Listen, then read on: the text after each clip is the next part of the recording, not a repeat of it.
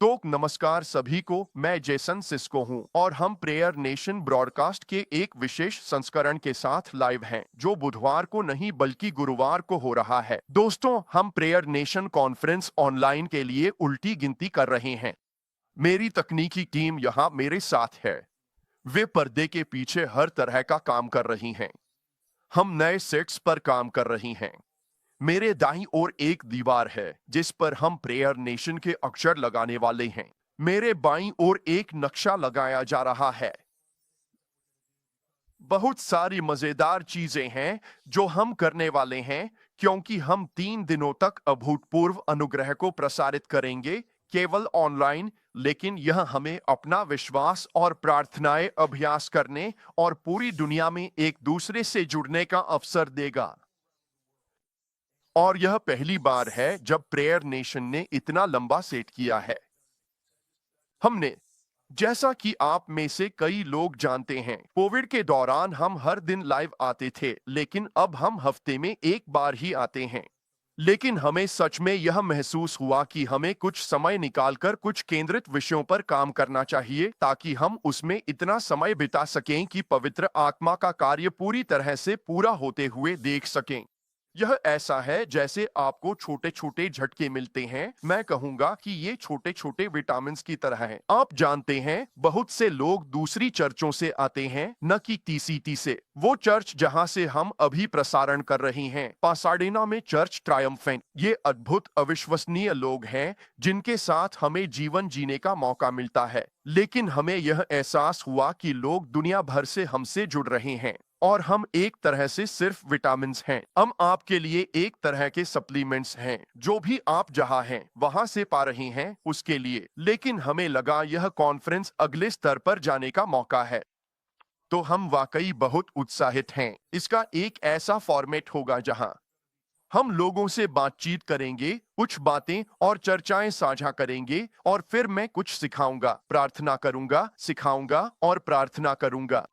और हम उन रहस्योद्घाटन टेम्पलेट्स को लेंगे जो भगवान ने हमें दिए हैं और हम उन्हें एक साथ मिलकर समझेंगे। मैं विस्तृत नोट्स लिख रहा हूं जो अगले हफ्ते उपलब्ध होंगे। हम इसके लिए बहुत उत्साहित हैं। उनकी फॉर्मेटिंग की जा रही है, तो इसमें बहुत सारी जानकारियां डाली जा रही हैं। तो आज हम थोड़ा अभ्यास भी कर रहे हैं। हम चाहते हैं कि कॉन्फ्रेंस के अंत में शनिवार 5 जुलाई को कुछ जूम कॉल्स हों। हम लगातार 3 मुख्य सत्र रखने जा रहे हैं जिससे कॉन्फ्रेंस का समापन होगा। हमारा एक सत्र फ्लो शॉ के साथ होगा। हमारा एक सत्र एम्बेसडर आर्ट विल्सन के साथ होगा और एक सत्र चार्ल्स रॉबिनेट के साथ होगा। तो ये 3 दिन वाकई शानदार होने वाले हैं। यह गुरुवार रात 7 बजे शुरू होगा, CDT, central daylight savings time. फिर हम शुक्रवार को सुबह 11 बजे फिर से शुरू करेंगे, शुक्रवार रात को फिर से 7 बजे, और फिर शनिवार को 5 जुलाई को समापन होगा। और हम कुछ खास ट्रेनिंग डेवलपमेंट भी करने जा रहे हैं और फिर आपको थोड़ा और मौका देंगे कि आप अल्फा सिटीज की दृष्टि के बारे में सुन सकें, भविष्यवाणी की। मैं इन सब चीजों को लेकर बहुत उत्साहित हूं। अगर आपके पास मेरी किताब नहीं है तो इसे लेने का यह बेहतरीन समय है। और कॉन्फ्रेंस से पहले कुछ ऐसी बुनियादें हैं जो सिखाएंगे उसके आधार में होंगी, जो पहले से ही उस किताब में मौजूद हैं और आपके लिए मददगार होंगी, खासकर 23वां अध्याय जिसमें मैंने अल्फा सिटीज की दृष्टि के बारे में बात की है। अगर आप मेरी वेबसाइट पर नहीं गए हैं तो आप वहां भी देख सकते हैं। हम कॉन्फ्रेंस के दौरान इन पेजों की कुछ स्क्रीन रिकॉर्डिंग भी दिखाएंगे। लेकिन अगर आप पहले ही देखना चाहते हैं, थोड़ा पहले से जानना चाहते हैं, तो आप jasoncisco.org पर जा सकते हैं और वहां काफी सारी चीजें हैं जिन्हें आप देख सकते हैं, जुड़ सकते हैं, हिस्सा ले सकते हैं। लेकिन आज आगे बढ़ने से पहले हम एक प्रार्थना के साथ शुरुआत करेंगे और फिर हम भविष्यवक्ता बॉबी वेड को बुलाएंगे। यह हमारे लिए एक खास पल है और हम यह सुनिश्चित करना चाहते हैं कि हमारी तकनीक सही से काम कर रही है। लेकिन उससे भी ज्यादा हम चाहते हैं कि आप बॉबी से सुने ताकि आप जान सकें कि उनके जीवन में क्या हो रहा है, भगवान उनके साथ कैसे काम कर रही हैं। और हम उत्साहित हैं कि वह हमारे साथ कुछ बातें साझा करेंगे कि भगवान उनके जीवन में क्या कह रहे हैं। तो वे मुझे बताएंगे जब हम उनके साथ लाइव जाने के लिए तैयार होंगे। और हम अभी भी कुछ खास बातों को अंतिम रूप दे रहे हैं। बहुत ज्यादा उत्साहित हैं बॉबी वेड को देखने के लिए।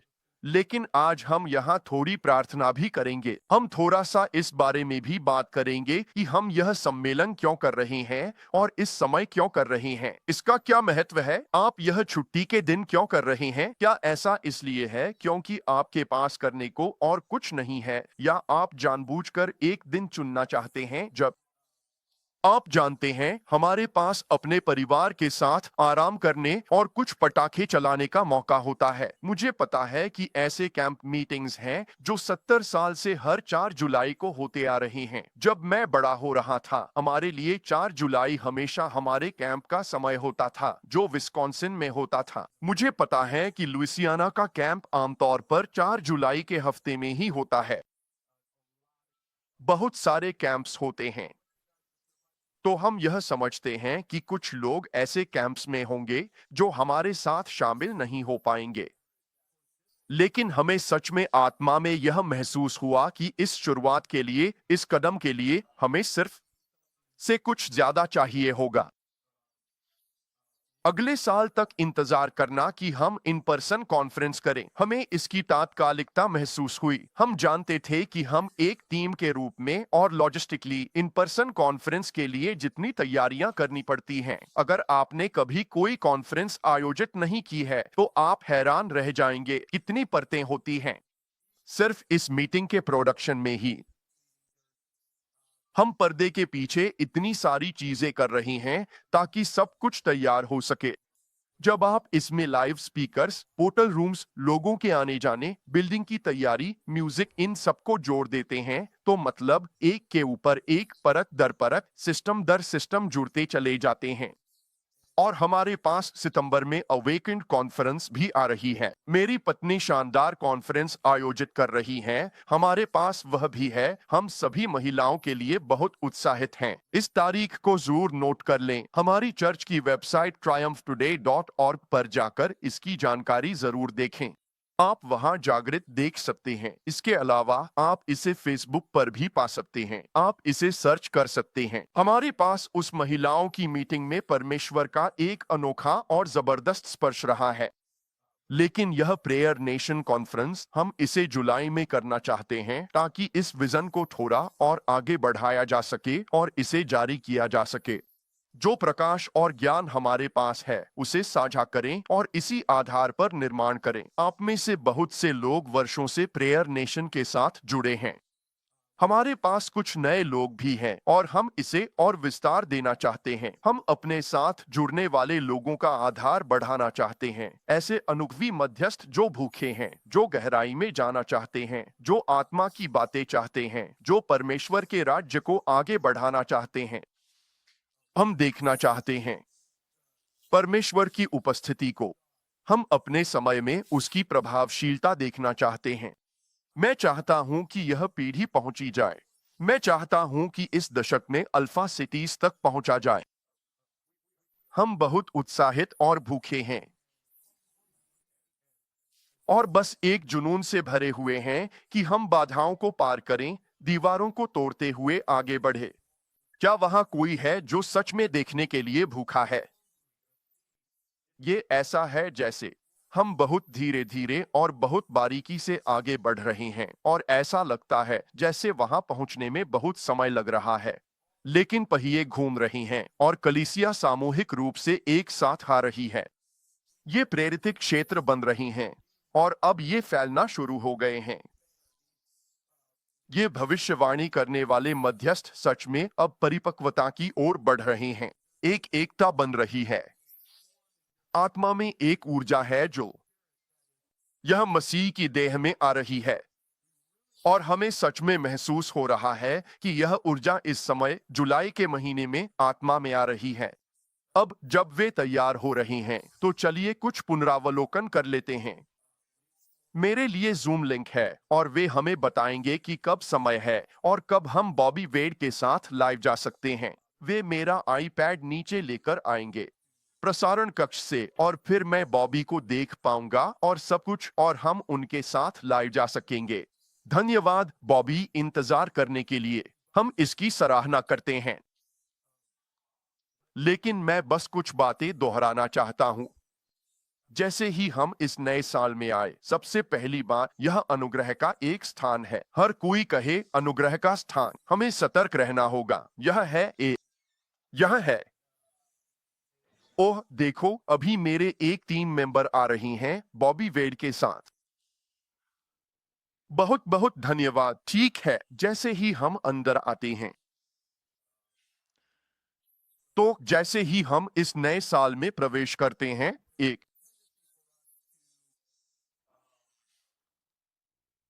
झुकाव होता है कि हम थोड़ा सा ढीले पड़ जाएं और हम पहले से ही उसमें थे। बॉबी वेड उसी में, जिसे आप कहेंगे मध्यमता, जिसके खिलाफ हम लड़ रहे थे।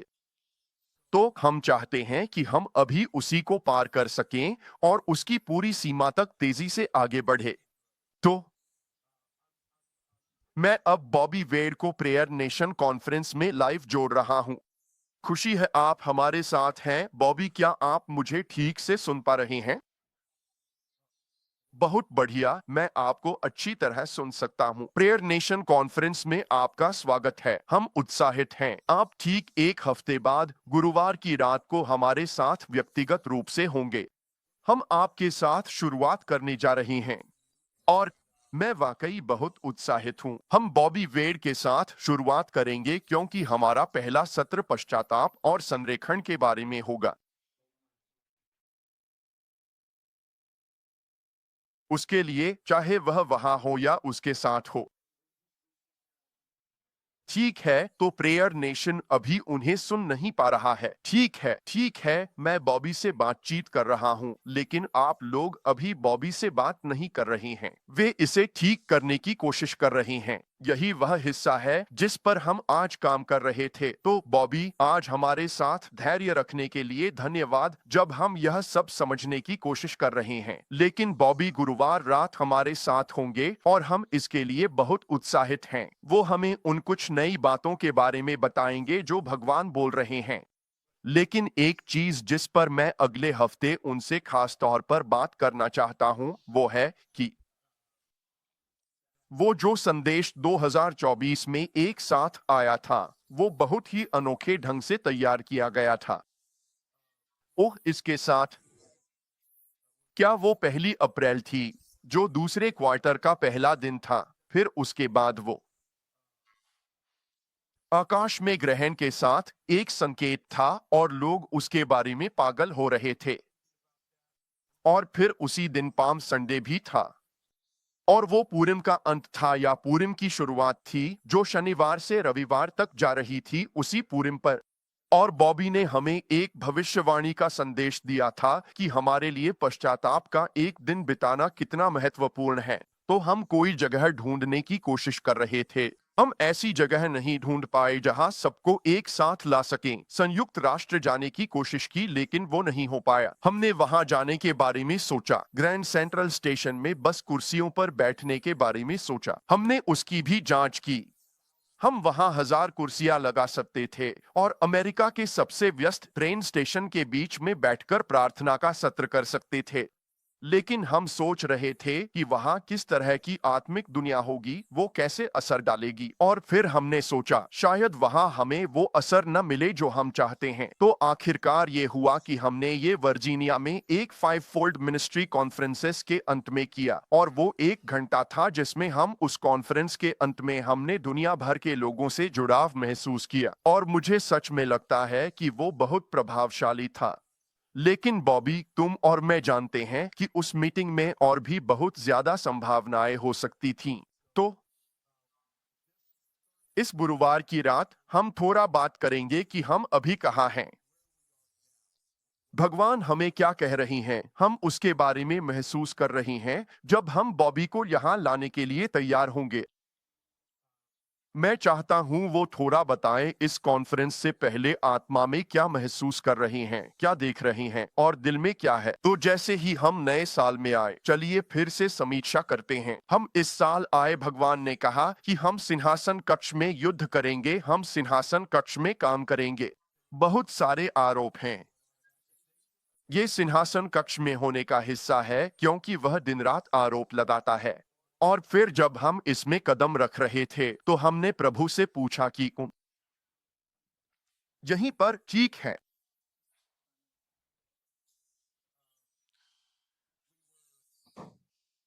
हम थे, आप जानते हैं, ये सब महसूस कर रहे थे और मैंने कहा, भगवान इतने सारे आरोप क्यों हैं? उन्होंने कहा, यह सिंहासन कक्ष में रहने की वास्तविकता है। यह वहां होने और काम करने की सच्चाई है। और इसलिए हम सिंहासन कक्ष में होने, वहां काम करने और वहां कार्य करने के महत्व के बारे में बात कर रहे हैं। 4 और 20 बुजुर्ग 2024, 2025। अब हम काम कर रहे हैं। कारोबार शुरू हो चुका है। वो खाली सीट अब भर चुकी है। न्यायाधीश कक्ष में प्रवेश कर चुके हैं और हम काम करने के लिए तैयार हैं। तो यही यीशु कर रहे हैं और हम अब लाइव हैं। ठीक है, तो ऐसा लगता है कि मेरी टीम कह रही है कि बॉबी वेड हमारे साथ लाइव हैं और हम इस मौसम में कदम रख रहे हैं। बस सिंहासन कक्ष में काम कर रही हैं और प्रभु ने मुझसे कहा कि हमें सीधे आगे बढ़ना है। हमें सीधे आगे बढ़ना है। हमें जितना हो सके उतना काम करना है। तो बॉबी वेड, एक बार फिर आपका स्वागत है और धन्यवाद प्रेयर नेशन आपकी धैर्य के लिए जब हम ये सारी तकनीकी चीजें ठीक कर रही हैं। सबसे पहले हमें बताइए, आप अभी कहाँ हैं?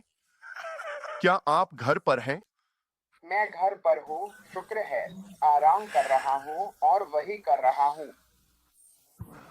आप घर पर भगवान की स्तुति करें, जो आप घर पर करते हैं। तो हमें खुशी है कि आप हमारे साथ हैं। आप और आपकी पत्नी आ रही हैं। बताइए, इस सम्मेलन को लेकर आपके मन में क्या महसूस हो रहा है? मैं बहुत उत्साहित हूँ कि प्रेयर नेशन के साथ एक साथ हाथ सकूंगा। यह एक अद्भुत समय होने वाला है। और जब मैं इस कॉल के लिए तैयारी कर रहा था, तो प्रभु ने मेरे साथ इस अलाइनमेंट की अवधारणा पर बात करना शुरू किया। और कैसे हमारे आत्मा में कुछ बदलाव की जरूरत है जो परमेश्वर करने जा रहे हैं, ताकि हम जो कुछ भी युद्ध कहते हैं उसे प्रभावी ढंग से कर सकें। Wilke, और युद्ध करते हैं लेकिन वे नहीं कर पाते। वे ऐसा लगता है जैसे वे जीत नहीं पा रहे हैं या आगे नहीं बढ़ पा रहे हैं या उन्हें वह विजय नहीं मिल रही जिसकी उन्हें जरूरत है। सही। और वह प्रभु ने इस बारे में मुझसे बहुत गहराई से बात करना शुरू किया। और यह जो संरेखण होने जा रहा है, वो इस पूरे सम्मेलन के दौरान, यह हमें इस ओह शायद यह सही शब्द नहीं है, लेकिन जैसे कि बेतरतीब युद्ध से बाहर निकाल कर ले जाएगा जहां हम हर चीज के पीछे भाग रहे हैं। ओह ओह, इसमें एक सटीकता आने वाली है, पवित्र आत्मा में निर्णायक प्रहार, ताकि हम ऐसा न हो कि हम व्यर्थ ही मेहनत करते रहें। यही हिस्सा है और ज्यादातर यही है। यह उस संरेखण का हिस्सा बनने जा रहा है जो हिस्सा बनने जा रहा है। मुझे यह बात बहुत गहराई से महसूस हुई थी इससे पहले कि हम कॉल पर आए, उस संरेखण का जिसमें परमेश्वर हमें लेकर आने वाले हैं। बिल्कुल।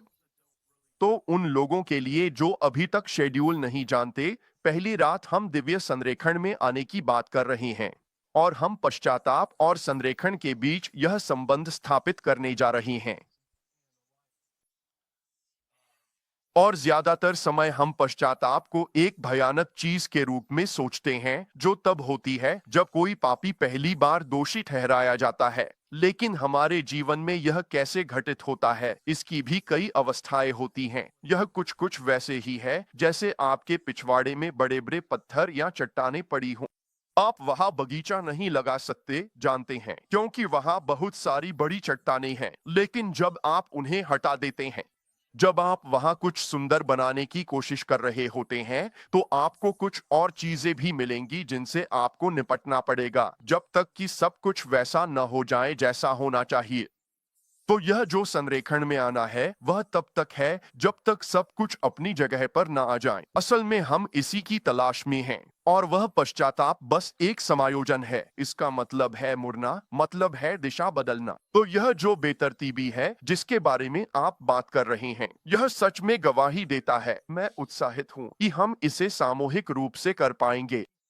वैश्विक और व्यक्तिगत स्तर पर यह अद्भुत होने वाला है। तो आगे बढ़ते रहो, हमें थोड़ा और बताओ कि आप इसे किस तरह से देखते हैं। जब आप संरेखण में आ जाते हैं तो आप अपने खुद के श्रम से मुक्त हो जाते हैं बत, और आप उसमें प्रवेश करते हैं। मैंने आपको कई बार या इस प्रसारण और अन्य जगहों पर कई बार कहते सुना है, लेकिन वे प्रार्थनाएं करना जो परमेश्वर उत्तर देना चाहता है। तो जब आप उन प्रार्थनाओं को करना शुरू करते हैं, हम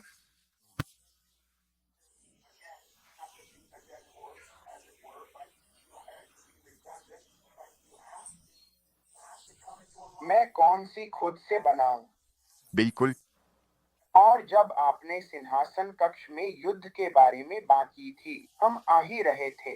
आप सिंहासन कक्ष में युद्ध के बारे में बात कर रहे थे। इसे ही संचालन करना कहते हैं। इसे मसीह के साथ विराजमान होना कहते हैं। बिल्कुल सही। हाँ, यह वह जगह नहीं जहां हम जा रहे, बल्कि वह जगह है जहां हम पहले से हैं। सही, बिल्कुल और इसलिए अभियोजन पक्ष का वकील बिना गवाह या बिना सबूत के मुकदमा नहीं चला सकता। तो जब आप उस समूह में कार्य करते हैं, तो आप आरोप लगाने वाले को गिरा देते हैं, आप उसे नीचे कर देते हैं और आप नहीं कर सकते। और जब आप उस अदालत के अधिकारी होते हैं और आप उस राज्य के अधिकारी होते हैं, तो आप मसीह यीशु के साथ स्वर्गीय स्थानों पर बैठते हैं, अनगिनत। इन स्थानों में मैं यही देखता हूँ। यही बात पौलुस ने इब्रानियों के 12वें अध्याय में कही थी। लेकिन अनगिनत स्वर्गदूतों की मंडली के साथ हम सामंजस्य में आ रहे हैं। हम बाहर निकल रहे हैं, आरोप लगाने की प्रवृत्ति से बाहर निकल रहे हैं, क्योंकि प्रभु पृथ्वी पर किसी ऐसे व्यक्ति की तलाश में है जो उनके साथ साझेदारी कर सके। सही है। यह परमेश्वर की योजना है और मैं परमेश्वर की आत्मा की मजबूत गवाही महसूस कर रहा हूँ। नहीं, मैं उत्साहित हूँ। जारी रखो, जारी रखो। अभी मेरे दिमाग में बहुत सारी आयतें घूम रही हैं। जारी रखो। नहीं, आप नहीं कर सकते। प्रभु ने एक बार मुझसे बात की थी, सिंहासन कक्ष में युद्ध के बारे में बात करते हुए। प्रभु ने एक बार मुझसे बात की थी, और वह या तो आए थे या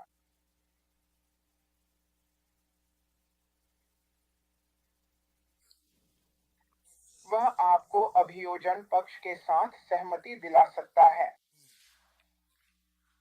अगर वह आपको अभियोजन पक्ष के साथ सहमति दिला सकता है, तो आप उस अदालत में जा सकते हैं, क्योंकि आत्मिक संसार कानूनी रूप से चलता है। आप नहीं कर सकते आत्मिक संसार में। वह वह आपको करना ही होगा। एक सहमति देने वाला गवाह होना चाहिए, जैसे कि। तो जब आप अदालत में जाते हैं, यीशु का लहू और सर्वशक्तिमान परमेश्वर की आत्मा के द्वारा, आओ आगे बढ़ो। और अभियोजन पक्ष कहता है, अरे देखा, उन्हें तो खुद इस बात पर विश्वास नहीं है। आगे क्या है? हम कम तो जब हम सामंजस्य में आते हैं, तो हमारी इच्छा परमेश्वर की इच्छा के साथ मेल खाती है। यह साझेदारी और पश्चाताप के बारे में है, यह कहते हुए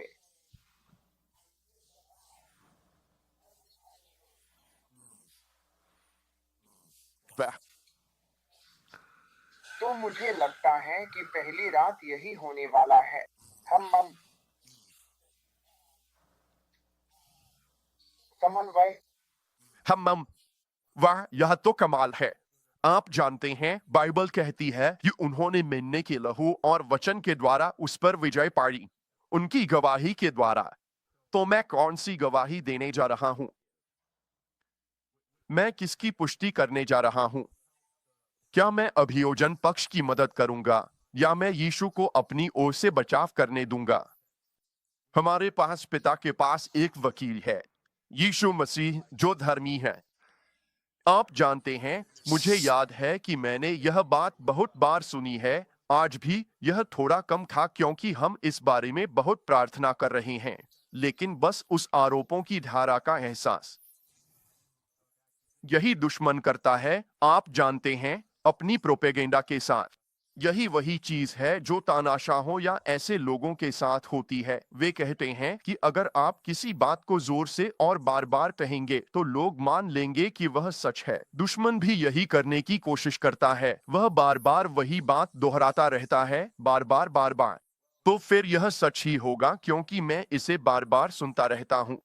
और यही आरोप कहता है, मैं इसे होने नहीं दे सकता, अपने विश्वास को यीशु के लहू में टूटने नहीं दे सकता और उस शर्म, अपराध बोध या जिम्मेदारी की भावना में नहीं गिर सकता जो सारी चीजें दुश्मन हम पर डालने की कोशिश करता है। इसके बजाय मुझे खड़े होकर कहना है, मैं यीशु के लहू की दुहाई देता हूं। लेकिन एक और बात जो आप कह रहे थे कि हाँ, असंख्य स्वर्गदूतों की सेना हमारे साथ है। और फिर मैं हिब्रियों 12 के बारे में सोचने से खुद को रोक नहीं पाया, जहां लिखा है कि हम इतने महान गवाहों के बादल से घिरे हुए हैं जो पहले से ही अनंत काल में गवाह हैं। स्वर्ग में पहले से ही गवाह मौजूद हैं। सियोन पर्वत आ रही हैं उन धर्मियों की आत्माओं के पास जो सिद्ध किए गए हैं। जब हम उन गवाहों को सोचते हैं जो वहां हैं, जिन्होंने कहा मैं पहुंच गए, मैं पार कर गया हूं, मैंने वह अंतिम रेखा पार कर ली है। आप जानते हैं, मैंने यीशु के शब्द सुने हैं, अंदर आप। शाबाश हे अच्छे और विश्वास योग्य सेवक।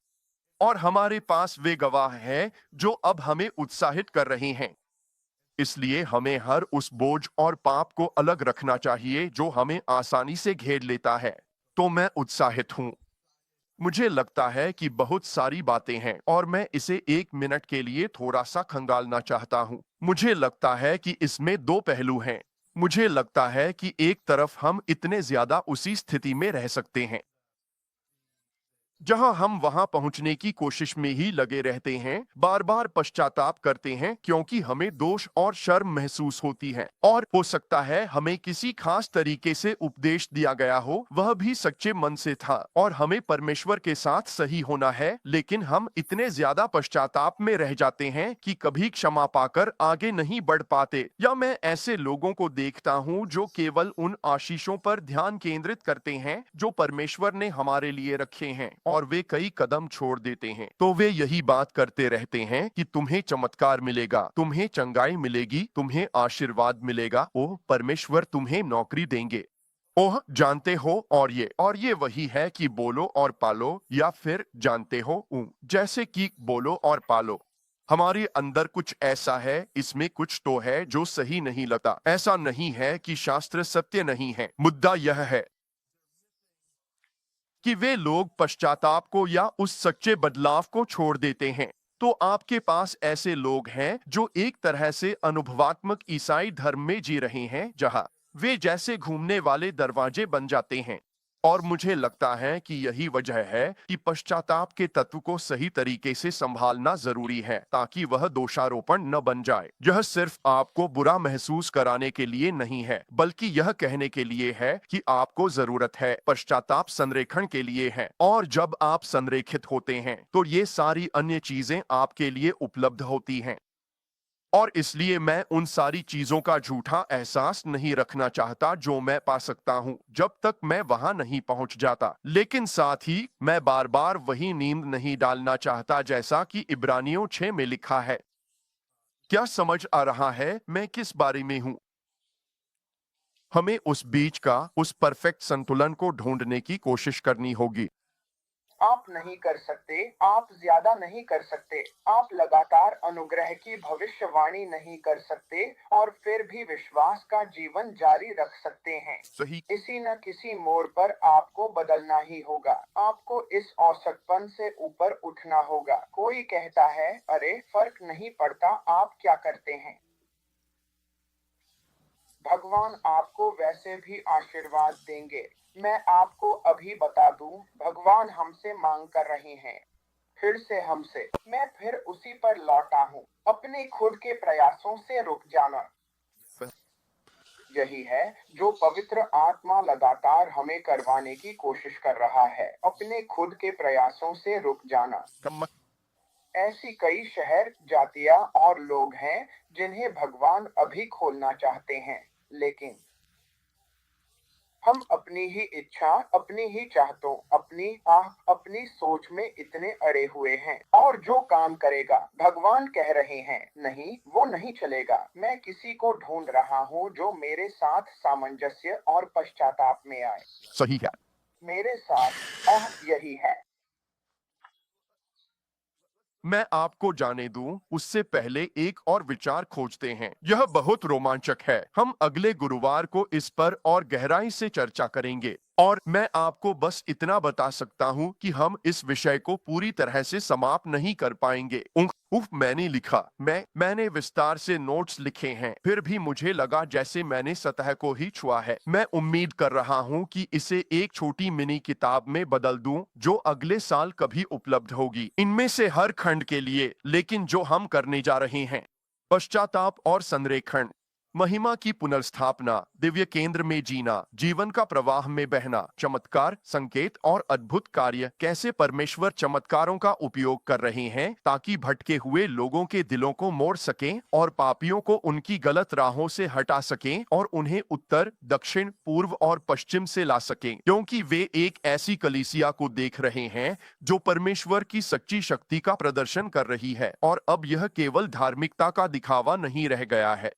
नई जमीन लेना, इस सेना को इकट्ठा करना और उसे भेजना। असल में यही होने जा रहा है कि परमेश्वर प्रार्थना करने वालों की एक शक्तिशाली सेना इकट्ठा कर रही हैं जो नई जमीन पर अधिकार करेगी।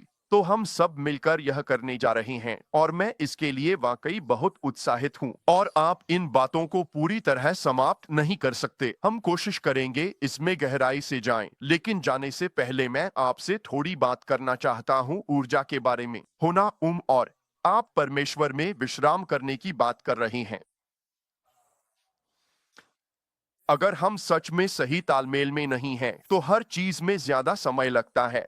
हर चीज और मुश्किल हो जाती है। मेरा जुआ अपने ऊपर ले लो और मुझसे सीखो। तो उस जुए में आना मतलब है कि मैं उस जुए को छोड़ रहा हूं जो मुझे भारी बनाता है, वो जुआ जो मुझे थका देता है, वो जुआ जो मुझे पूरी तरह थका देता है। और उसका जुआ सहज है, उसका बोझ हल्का है। मैं उसमें आ रहा हूं, उसके साथ जुए में। और वह जुआ क्या है? मैं तालमेल में हूं। अब मेरा मेरा सिर उसके सिर के साथ है। आप जानते हैं, मेरे कंधे उसके कंधों के साथ हैं और हम उसमें हैं। लेकिन ये आप जानते हैं कौन असल में इस चीज को कौन चला रहा है? जानते हो असल में कौन? देखो, मैं इतना कुछ कर सकता हूं क्योंकि यीशु पहले से ही हमें आगे बढ़ा रहे हैं। मैं बस सहयोग कर रहा हूं। मैं बस उनके साथ सहमति में हूं। अब मैं उनके साथ तालमेल में हूं। और जब हम ये साथ में कर रहे हैं, तो हम अपनी क्षमता को कई गुना बढ़ा सकते हैं।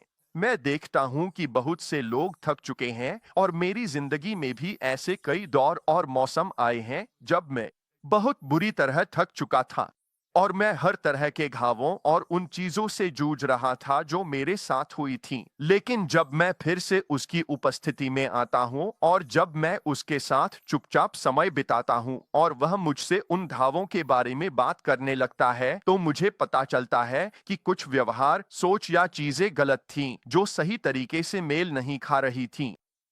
और जब मैं उन चीजों को ठीक करता हूँ, कभी कभी वे धार्मिक धारणाएं होती हैं। ऐसे लोग जो अच्छा चाहते थे लेकिन उन्होंने इनका इस्तेमाल किया। फिर दुश्मन ने दोषारोपण को मेरे खिलाफ हथियार के रूप में इस्तेमाल किया। मेरे पापा इसे धार्मिक डंडा कहते थे। तुम सही बनने की कोशिश करते हो तो वह तुम्हारे सिर पर मारता है, क्योंकि तुम कभी भी वह नहीं बन सकते जो चाहते हो, इसलिए तुम हमेशा निराश रहते हो। यही थकाता है। जब आप उस विश्राम में जाने की बात करते हैं, क्या आपको लगता है वह संरेखण है? क्या आप इस पर विस्तार से बता सकते हैं? मेरा मानना है कि संरेखण में आना एक ऊर्जा स्रोत को खोल देगा, एक नदी को खोल देगा। क्या आपको ऐसा लगता है कि भगवान चर्च की मदद करेंगे कि वह इस थकावट से बाहर निकल सके? जी हाँ, बिल्कुल।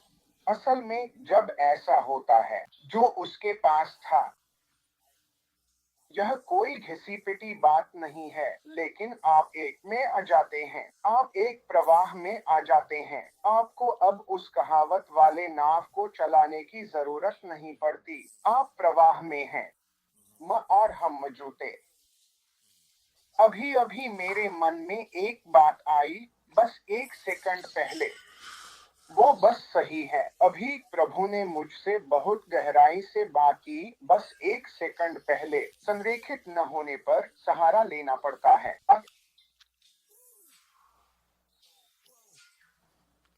जब पवित्र, बस हम मत। जब आप संरेखण में नहीं होते, वो चीजें जो लोगों का ध्यान बनाए रखती हैं, जब महिमा वहां होती है तो उनकी जरूरत नहीं पड़ती। हाँ, चालाकियां। यही है संरेखण। यही होता है जब आप संरेखण में आ जाते हैं। वही नहीं, वहां कोई नहीं है। मैंने कहा कि वहां नहीं है। बहुत कम प्रयास करना पड़ता है। सही सही, बिल्कुल सही। आप जानते हैं, मैं सच में सोचता हूँ कि वह, और मैं सच में मानता हूँ कि यही प्रेयर नेशन का असली सार है मेरे लिए। वह, यह बहुत ही सरल है। आप जानते हैं, मैंने शुरुआत की थी वह इन खूबसूरत बड़े सेट्स को बनाने की कोशिश करते हुए। आप जानते हैं, कोविड के दौरान को मंच पर गया और वहां एक टेबल रख दी और ये सब चीजें की, और मुझे लगा कि इससे लोगों को थोड़ा और विजुअल अनुभव मिलेगा। असल में जब कैमरा, तब हमने दर्शक खो दिए। और मेरी टीम थी।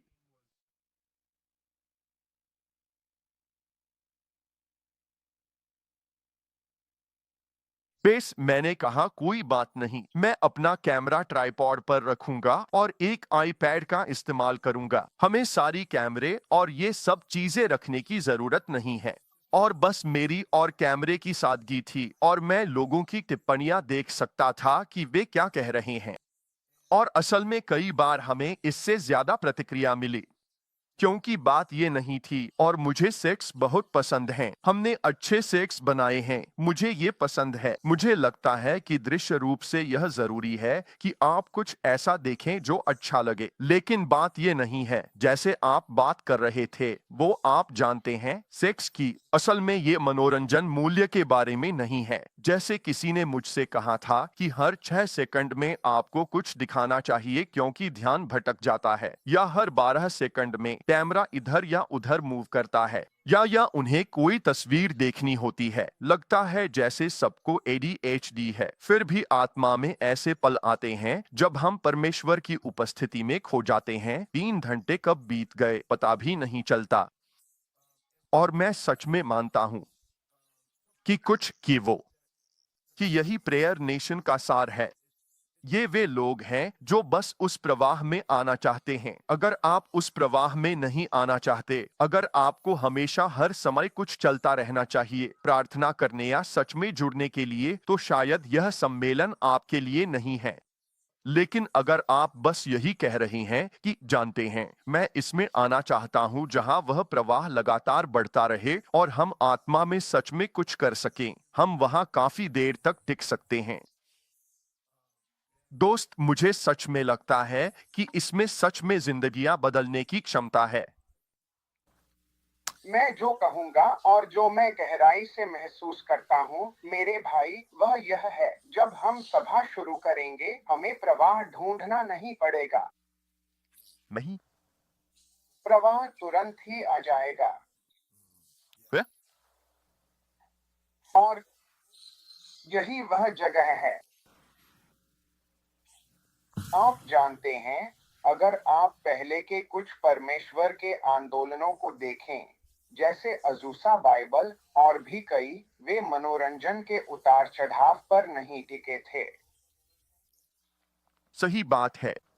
वो था संरेखण। वो विलियम सीमोर और बाकी लोग करते थे। यीशु एक दिब्बा और प्रार्थना करते थे जब तक उनका शरीर पूरी तरह संरेखण में समर्पित न हो, पवित्र आत्मा के साथ। यीशु यह वही था, और भले ही हम आमने सामने नहीं मिलेंगे, फिर भी एक जबरदस्त ऊर्जा और प्रवाह होगा।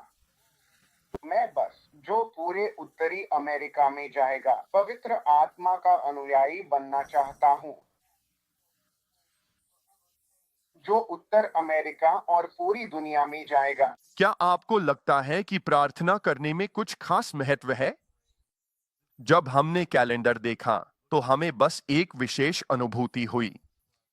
3 जुलाई, 4 जुलाई और 5 जुलाई। क्या आपके पास कोई इन तारीखों के बारे में कोई भविष्यवाणी से जुड़ा महत्व या अनुभूति है? नहीं सर, मेरे पास नहीं है। मैंने इस बारे में सोचा नहीं। मेरे लिए मुझे एहसास है कि जो लोग हमारे वैश्विक समुदाय का हिस्सा हैं और अमेरिका के बाहर हैं, उनके लिए यह बस गर्मियों का एक और वीकेंड है, या अगर वे दक्षिणी गोलार्ध में हैं, तो उनके लिए यह सर्दियों का एक और वीकेंड है। एक अलग गोलार्ध में हमारे चिली और न्यूजीलैंड के लोग और बाकी सभी। यह अलग है, यह उल्टा है। लेकिन हमारे लिए अमेरिका में मुझे सच में लगता है कि 4 जुलाई को प्रार्थना करने में कुछ खास बात होगी। इसने कुछ खास महत्व जरूर होगा, क्योंकि अमेरिका इस समय एक विशेष भूमिका निभाने वाला है जो उसने अभी तक पूरी नहीं की है, और इसका वैश्विक सुसमाचार प्रचार से जुड़ाव अब भी प्रासंगिक है। ऐसी 3 बातें हैं जो भाई T.W. बांस ने हमें सिखाई, जो प्रभु ने उनसे कही थीं कि भगवान ने अमेरिका को उठाने के 3 कारण क्या थे। पहला कारण था मिशनरियों को भेजना। तो संयुक्त राज्य अमेरिका दुनिया की 80% बाइबल्स भेजता है, और दुनिया के 80% मिशनरी भी अमेरिका से ही भेजे जाते हैं। तो भगवान ने हमें धन दिया है। भगवान ने हमें स्वतंत्रता, गतिशीलता, तकनीक और प्रगति दी है, ताकि हम लोगों को भेजने में वाकई बहुत अच्छे हैं। और वास्तव में अच्छा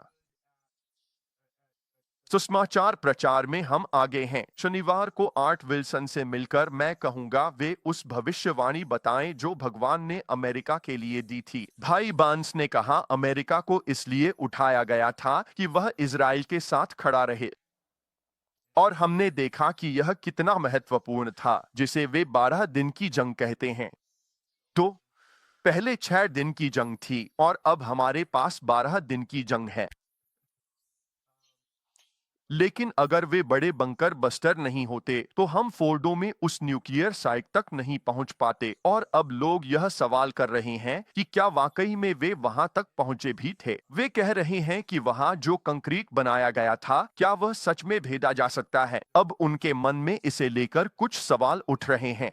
लेकिन इसमें कोई शक नहीं कि हमने उन परमाणु ठिकानों को मलबे और तमाम चीजों से तबाह कर दिया। लेकिन यह अमेरिका की ताकत और समर्थन ही था जिसने ऑपरेशन राइजिंग लायन को हिम्मत दी, जिससे वे लगातार दहाड़ते रहे। इसलिए हमारा इजराइल के साथ खड़ा होना बहुत महत्वपूर्ण है। तीसरा कारण, और यह वाकई दिलचस्प है, भाई बांस ने यह कहा था, और यह दूसरे कारण से भी जुड़ा है। वह यह है कि अमेरिका के पास एक शक्तिशाली सैन्य शक्ति होगी जो मसीह विरोधी व्यवस्था को नियंत्रण में रखेगी। और मैंने कभी इसे एक आध्यात्मिक चीज के रूप में नहीं सोचा था, लेकिन अब हम इसे देख सकते हैं। अगर अमेरिका नहीं होता तो दुनिया में अब तक बहुत सी चीजें हो चुकी होती। ठंडे युद्ध के बारे में सोचिए, चीन के बारे में सोचिए, रूस के बारे में सोचिए।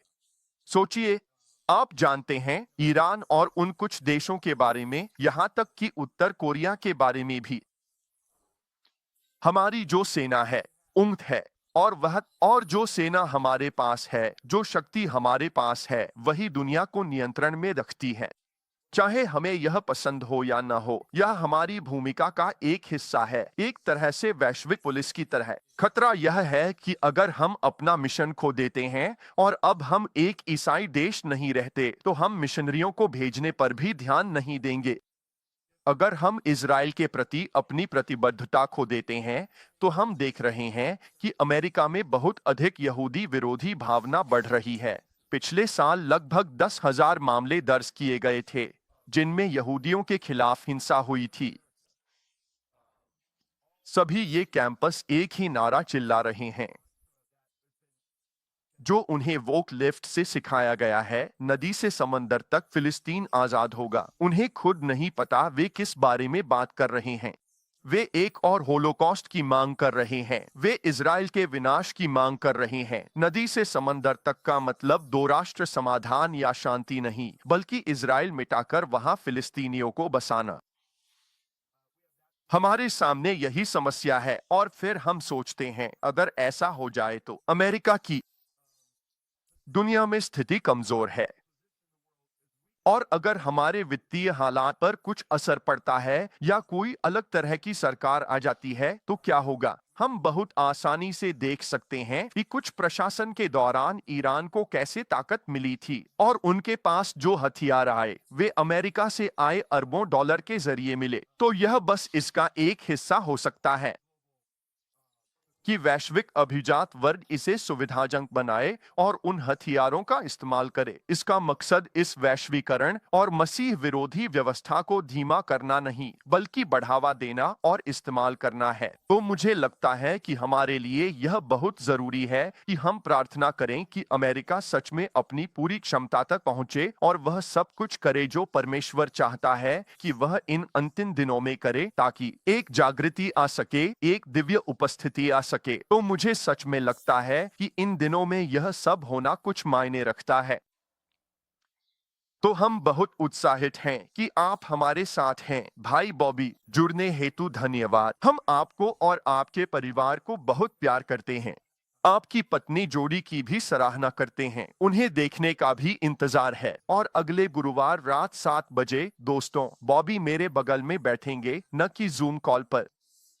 तो हम इसके लिए बहुत उत्साहित हैं, और हम इस विषय में गहराई से चर्चा करेंगे, पश्चाताप और संरेखण की अवधारणा पर, उसी गुरुवार को। और हमें उम्मीद है कि आप भी इसमें शामिल होंगे। अब हमने रजिस्ट्रेशन के लिए लिंक पहले ही पोस्ट कर दिए हैं। रजिस्ट्रेशन मुफ्त है। रजिस्ट्रेशन जरूरी नहीं है। मैं दोहराता हूँ, इसमें शामिल होने के लिए रजिस्ट्रेशन नहीं चाहिए। कुछ लोगों ने पूछा, क्या हम आपस में जुड़ सकते हैं? तो हमने यह लिंक बनाया है ताकि हम आपको शेड्यूल ईमेल के जरिए आसानी से भेज सकें। और जब नोट्स स्टोर में तैयार हो जाएंगे, उन लोगों के लिए जो उन्हें डाउनलोड करना चाहते हैं, तो हम सभी 4 सत्रों को एक साथ मिलाकर, और यह सम्मेलन को सपोर्ट करने का एक तरीका भी हो सकता है। और साथ ही आपको वे नोट्स भी मिल जाएंगे जो आपके पास उन सत्रों के लिए रहेंगे जो हम करते हैं, और उन चीजों के लिए भी जो शायद हम कवर नहीं कर पाते। आप देख पाएंगे कि वे कैसे आगे बढ़ रही हैं। तो यह हमें आपके साथ वह लिंक साझा करने का मौका देता है। हम इसे अपने फेसबुक पर भी डालेंगे। हम इसे अपने YouTube के कमेंट्स में भी डालेंगे। तो डरिए मत, आपको रजिस्टर करने की जरूरत नहीं है। हम जानना चाहते हैं कि आप कौन हैं और आपके साथ जुड़े रहना चाहते हैं। जो इसमें रुचि रखते हैं, उनके लिए हम उत्साहित हैं, और जो पहले से रजिस्टर कर रहे हैं, उनके लिए भी हम बहुत उत्साहित हैं। कृपया इसे अपनी चर्च और दोस्तों के साथ साझा करें।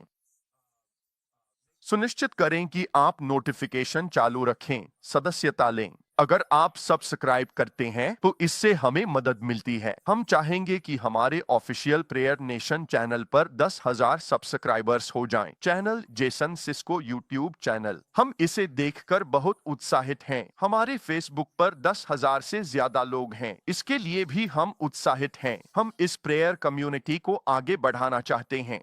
और अगर आप ऐसे लोगों को जानते हैं जो उन्नत मध्यस्थता के लिए भूखे हैं और अपनी दुनिया में बदलाव लाना चाहते हैं, तो हम पूरी कोशिश करेंगे हमें उस औसतपन से बाहर निकाले जिसके बारे में आप बात कर रहे थे बॉबी वेड। उस थकावट से बाहर निकालें, हमें उस हताशा से बाहर निकालो और हमें उस स्थिति में ले जा, हमें आत्मा की उस गति में ले चलें। तो बॉबी, क्या आप हमारे लिए प्रार्थना करेंगे जैसे हम आज का प्रसारण समाप्त कर रहे हैं? कृपया हम सभी के लिए आशीर्वाद की प्रार्थना करें। हम आपके अद्भुत सामर्थ्य और आपके मार्गदर्शन के लिए धन्यवाद करते हैं। हम आपके आभारी हैं कि आप हमें उस स्थान पर ला रहे हैं जहां हम पहचान पा रहे हैं कि आपके बिना हम कुछ भी नहीं कर सकते। जब तक हम उस प्रवाह में नहीं आते जो महत्वपूर्ण है, कृपया शाखा आगे बढ़िए, हमेशा धारा के विपरीत चलते रहें। हे पिता, अब प्रभु यीशु मसीह के नाम में शातामार एक जागरूकता हो। सिर्फ आपकी जागरूकता नहीं, बल्कि इस बात की भी जागरूकता कि हम कहाँ चल रहे हैं, हम कहाँ जा रहे हैं, हम किस ओर बढ़ रहे हैं। हाँ यीशु मसीह, हम आपके आभारी हैं कि आप पूरी दुनिया में कार्य कर रहे हैं, न केवल उत्तर अमेरिका में बल्कि प्रभु सभी 24 टाइम जोन में आप कुछ अद्भुत स्तर पर कर रहे हैं। धन्यवाद। हम आपको महान बनाते, आपकी महिमा करते, प्रार्थना करते हैं। एक प्रेरित विश्राम। हर वह व्यक्ति जो इस प्रसारण को सुन रहा है, यीशु के नाम में, वे सभी जो थके हुए हैं और बोझिल हैं, मैं के नाम में, वह आपसे अलग हो गया है। यीशु के नाम में इसे जाना होगा ताकि आप स्पष्ट सुन सकें। यीशु के नाम में प्रभु स्तुति हो, प्रभु की स्तुति हो। धन्यवाद यीशु। आपके लिए आशीर्वाद की प्रार्थना करते हैं बॉबी वेड। प्रेम करते हैं, आपकी सेवकाई आभारी हैं। प्रेयर नेशन पर भगवान की कृपा बनी रहे। हम आपसे फिर 7 दिनों बाद मिलेंगे। अगर आप 1 दिन का उपवास कर सकते हैं या 2 दिन भी उपवास कर सकते हैं जब हम इस प्रेयर नेशन कॉन्फ्रेंस की तैयारी कर रही हैं, तो आइए देखें कि हम क्या हासिल कर सकते हैं। यीशु के नाम में मिलकर भगवान आपको आशीर्वाद दें। हम आपसे फिर अगले गुरुवार मिलेंगे।